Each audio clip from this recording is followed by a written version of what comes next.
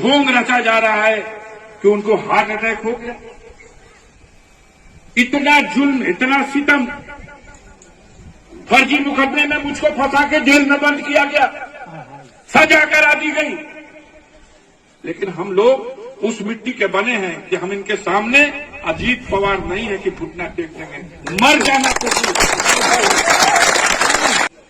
फिर एक आजादी की जंग शुरू हो चुकी है। और ये आजादी की जंग है अपने वकार के लिए, अपने सम्मान के लिए, अपने अधिकार के लिए, और इसमें भी कुर्बानी देनी पड़ेगी। कल वतन को आजाद कराने की लड़ाई में अगर राजगुरु सुखदेव, अशफाकुल्ला और बिस्मिल, भगत सिंह और चंद्रशेखर आजाद ये सोच लिए होते कि हमारी जान चली जाएगी, उसके बाद देश आजाद होगा तो हमें क्या मिलेगा, तो शायद देश आजाद नहीं होता। लेकिन उन वीरों ने तय कर दिया कि कुर्बानी देने के बाद ही देश को स्वतंत्रता मिलेगी, इसलिए आगे बढ़ के कुर्बान हो गए। और उनकी कुर्बानी के नतीजे में देश में एक क्रांति की मशाल जली और आखिरकार अंग्रेजों की सत्ता का पतन हुआ और इस मुल्क को आजादी नसीब हुई। आज भी इस सरकार के जरिए से, अपनी हुकूमत की ताकत के जरिए से समाज को गुलाम बनाने की कोशिश हो रही है।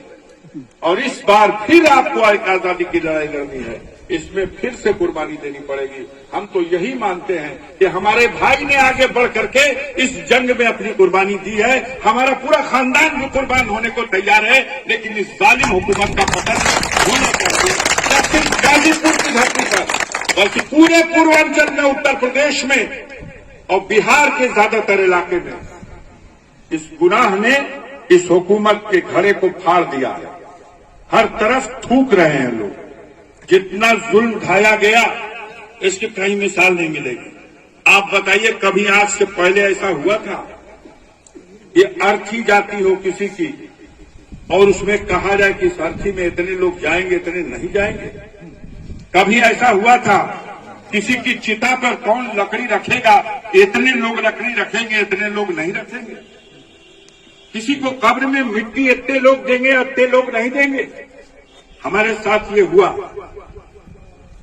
रोका गया, पूरे जनपद को सील कर दिया गया।